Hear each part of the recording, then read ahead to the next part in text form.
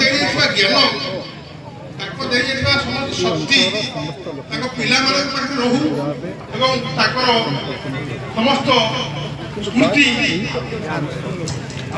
ବହନ ପିଲାମାନଙ୍କର ମଙ୍ଗଳ ହଉ ତାଙ୍କର ପରିବାର ଭବିଷ୍ୟତ ଉଜ୍ଜଳମୟ ହଉ ଏତିକି କହିବା ବକ୍ତବ୍ୟ। ଜୟ ଜଗନ୍ନାଥ।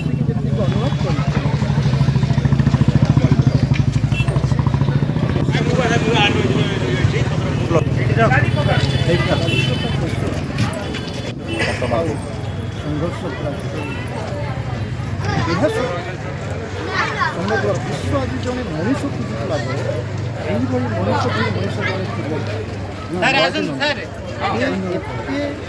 ସମୟର ପ୍ରତିକୂଳ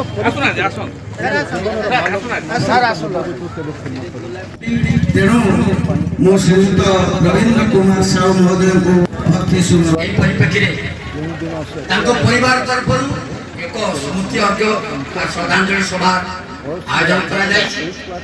ମୁଁ ସର୍ବପ୍ରଥମେ ଆମର ସମ୍ମାନୀୟ କେଶବ ବାବୁଙ୍କୁ ମୋର ଅନ୍ତରର